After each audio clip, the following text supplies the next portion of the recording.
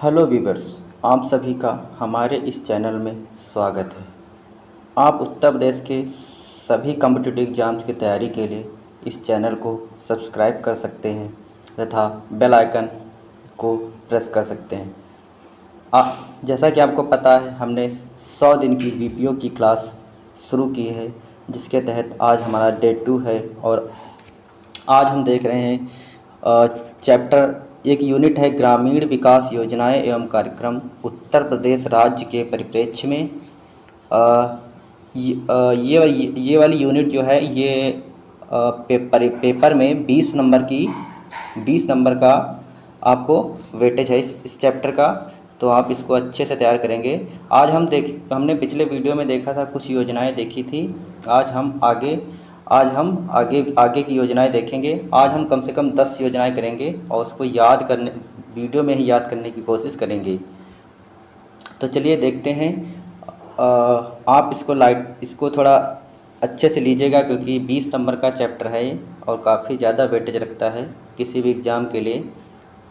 अतः तो आज हम देखेंगे 10 योजनाएं देखेंगे। इसके तहत पहली योजना है इंदिरा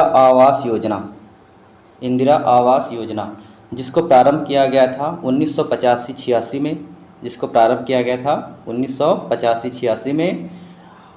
इसका उद्देश्य था इसका जो उद्देश्य था वो इस प्रकार है। इसका उद्देश्य गरीबी रेखा से नीचे जीवन यापन करने वाले अनुसूचित जातियों, जनजातियों एवं बंधुआ मजदूरी करने से मुक्त हुए परिवारों को मुफ्त आवास उपलब्ध कराना।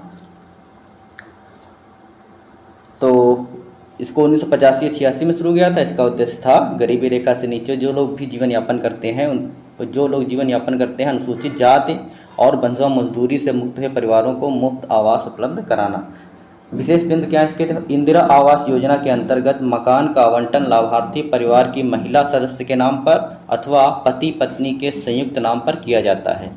तो आप इसको विशेष बिंदु को ध्यान में रखेंगे कि जो इस योजना का आवंटन है वो लाभार्थी परिवार के महिला सदस्य या पति पत्नी के संयुक्त नाम पर किया जाता है। तो आप इसको आसानी से याद कर सकते हैं। 1985-86 में इसको शुरू किया गया था। जो भी लोग गरीबी रेखा से नीचे जीवन यापन करते हैं, उसमें अनुसूचित जातियाँ, बंधुआ मजदूरी से जो मुक्त हुई है परिवारों को, उनको मुफ्त आवास उपलब्ध कराया जाएगा इसके तहत। और इस योजना का अंतर्गत आवंटन जो होगा लाभार्थी परिवार की महिला सदस्य के नाम पर अथवा पति पत्नी के संयुक्त नाम पर किया जाएगा।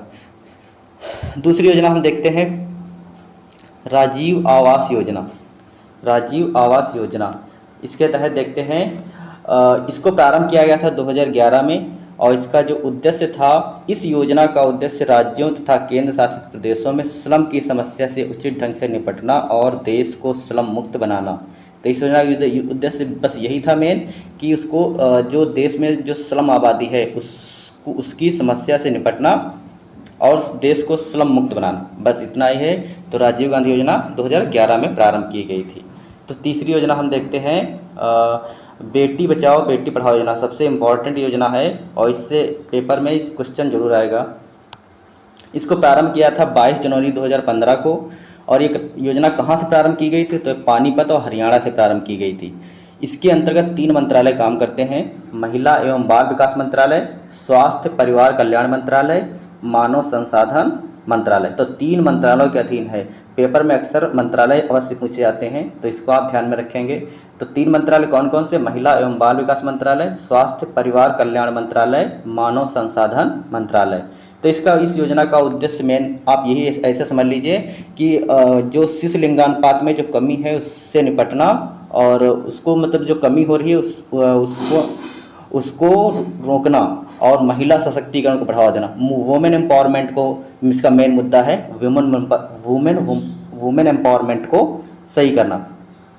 इस योजना के मुख्य घटकों में शामिल है: प्रथम चरण में पीसी तथा पीएनडीटी एक्ट को लागू करना, राष्ट्रव्यापी जागरूकता और प्रचार अभियान चलाना तथा चुने हुए 100 जिलों जहां शिशु लिंग अनुपात कम है में विभिन्न क्षेत्रों से संबंधित कार्य करना, बुनियादी स्तर पर लोगों को प्रशिक्षण देकर संवेदनशील और जागरूक सामुदायिक एकजुटता के माध्यम से उनकी सोच बदलने पर जोर दिया जा रहा है।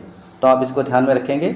आप ऐसे समझ सकते हैं इसको, जो मुख्य घटक इसके हैं उसमें पीसीओ पीएनडीटी एक्ट को लागू करना है, और जहाँ पर मतलब ऐसे 100 जिलों का चयन किया जाएगा जहाँ पर शिशु लिंगानुपात कम है, में विभिन्न क्षेत्रों संबंधित कार्य चलाना, मतलब कि उनमें जागरूकता फैलाना, ये इसका मेन मकसद है। तो आप इसको याद रखेंगे। मेन इसका उद्देश्य बस यही है कि ये जो शिशु लिंगानुपात है उसमें जो कमी हो रही है इसको रोकना, और दूसरा महिला सशक्तिकरण को बढ़ावा देना।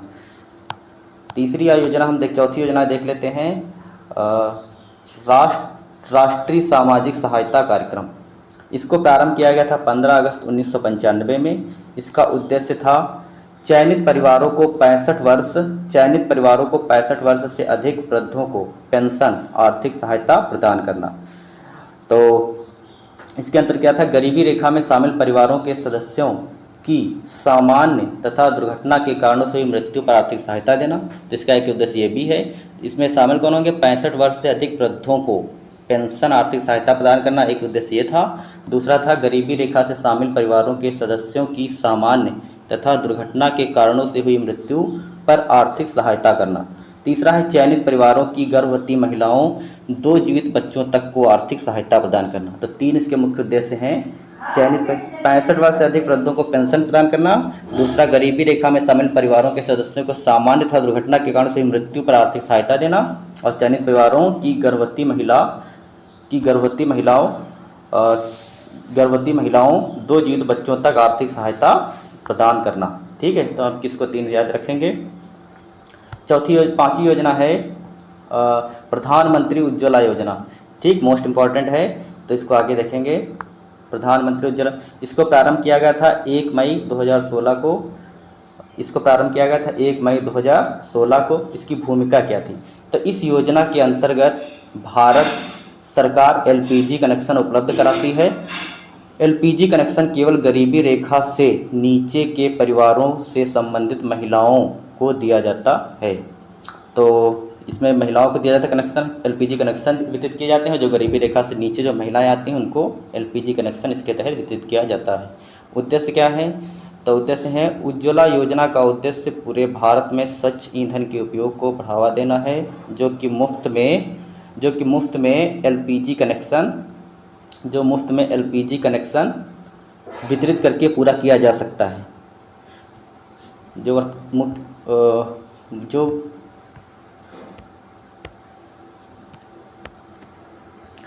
तो वर्तमान में उपयोग आने वाले अशुद्ध, और इसका एक उद्देश्य यह भी था, इसमें आप इसको शुरू से देखते हैं। उज्ज्वला योजना का उद्देश्य पूरे भारत में स्वच्छ ईंधन के उपयोग को बढ़ावा देना है, जो कि मुफ्त में एलपीजी कनेक्शन वितरित करके पूरा किया जा सकता है। इससे महिला सशक्तिकरण को बढ़ावा मिलेगा और महिलाओं के स्वास्थ्य की सुरक्षा की जा सकेगी।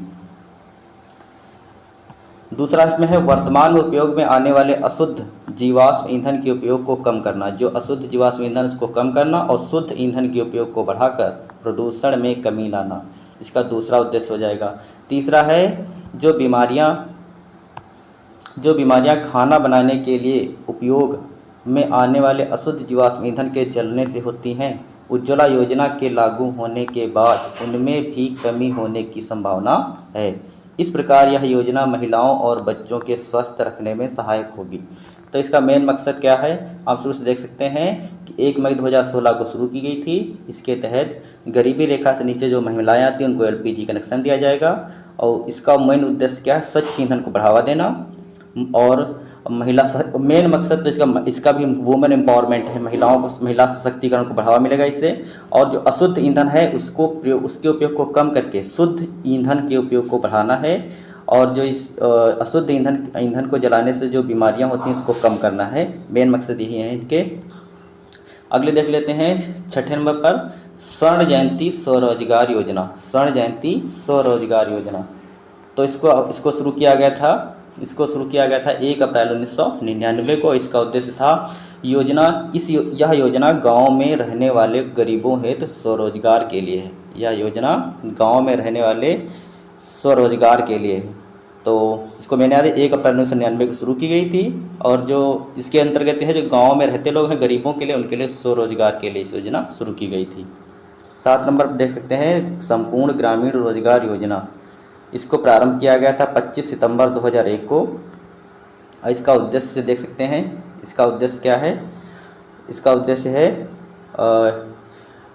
इस योजना का उद्देश्य ग्रामीण क्षेत्रों में रोजगार के अतिरिक्त सुनिश्चित अवसर उपलब्ध कराने के साथ साथ खाद्यान्न उपलब्ध कराना।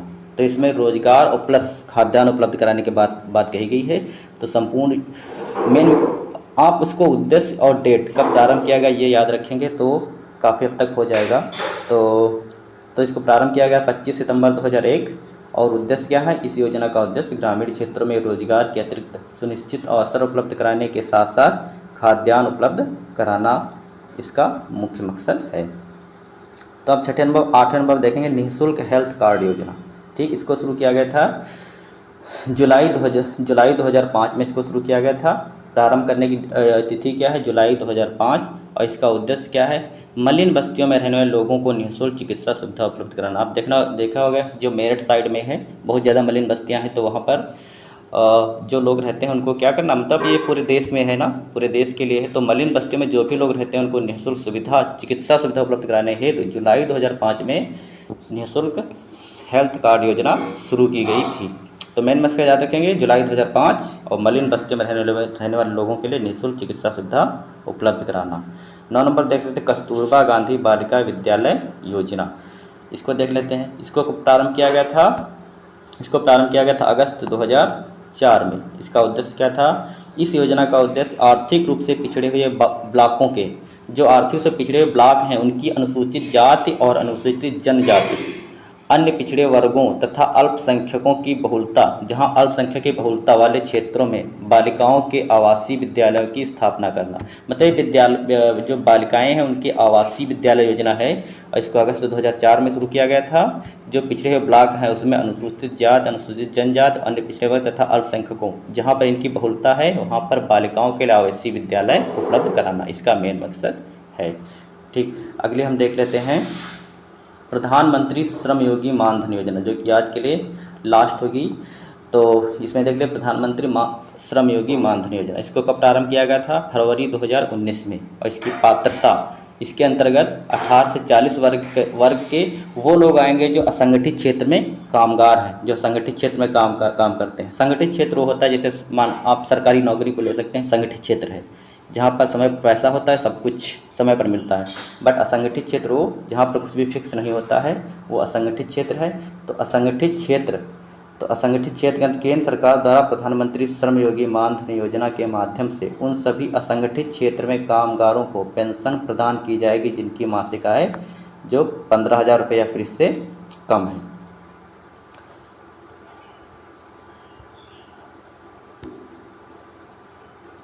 आगे है और इसके अंदर अगला उद्देश्य क्या है, पीएम श्रम योगी मानधन योजना का लाभ असंगठित क्षेत्रों के श्रमिक जैसे कि ड्राइवर, रिक्शा चालक, मोची, दर्जी, मजदूर, घरों में काम करने वाले, भट्ठा कामगार आदि द्वारा प्राप्त किया जा सकेगा। मतलब जो एक तरह से दिहाड़ी पर जो काम करते हैं उनको, तो जिनकी इनकम 15,000 से कम होगी। श्रम योगी मानधन योजना का उद्देश्य, इसका उद्देश्य क्या है इसको ध्यान से देख लेते हैं। उद्देश्य, तो इस योजना का प्रमुख उद्देश्य असंगठित क्षेत्रों के श्रमिकों को 60 साल की आयु के बाद 3,000 रुपये की पेंशन धनराशि देकर आर्थिक सहायता प्रदान करना तथा इस योजना के जरिए मिलने वाली धनराशि के द्वारा लाभार्थी बुढ़ापे से अपना जीवन यापन कर सकें तथा अपनी आर्थिक ज़रूरतों को पूरा कर सकें। तो इस योजना का मुख्य उद्देश्य यही है कि मतलब जो 60 साल के जब लोग हो जाएंगे, जो असंगठित क्षेत्र में जो कामगार हैं उनको 3,000 रुपये की पेंशन दी जाएगी जिससे वो अपनी वृद्धावस्था अच्छे से गुजार सकें। अब आगे हम देख लेते हैं कुछ महत्वपूर्ण प्रश्न जो आज योजनाओं से रिलेटेड हैं। तो आज देख लेते हैं पहला, बेटी बचाओ बेटी पढ़ाओ योजना को कब शुरू किया गया था। बेटी बचाओ बेटी पढ़ाओ योजना को कब शुरू किया गया था, तो 22 जनवरी 2015 को इसको शुरू किया गया था। और ये कहाँ से शुरू की गई थी, पानीपत हरियाणा से। तो हम मेन इसको याद रखें कहाँ से शुरू की गई थी, इसकी डेट क्या है। तो 22 जनवरी 2015 को बेटी बचाओ बेटी पढ़ाओ योजना को पानीपत हरियाणा से शुरू किया गया था। ठीक, दूसरा क्वेश्चन देख लेते हैं, राष्ट्रीय सामाजिक सहायता कार्यक्रम कब शुरू किया गया था। तो इसको शुरू किया गया था 15 अगस्त 1995 में। ठीक, इसकी आप डेट याद रखेंगे, 15 अगस्त 1995। ठीक, तीसरा क्वेश्चन देख लेते हैं, प्रधानमंत्री उज्ज्वला योजना कब शुरू किया गया था? तो ये शुरू की गई थी 1 मई 2016 को। इसका उद्देश्य क्या था? तो जो गरीबी रेखा से नीचे जो महिलाएं हैं उनको मुफ्त में एलपीजी कनेक्शन उपलब्ध कराना इसका मुख्य उद्देश्य था। अगला देख लेते हैं, निःशुल्क हेल्थ कार्ड योजना। निःशुल्क हेल्थ कार्ड योजना, तो इसको कब शुरू किया गया था? जुलाई 2005 में शुरू किया गया था। इसके अंतर्गत जो स्लम एरिया के जो लोग हैं उनको मुफ्त चिकित्सा सुविधा उपलब्ध कराना इसका उद्देश्य था। उद्देश्य और डेट आप जरूर याद रखेंगे।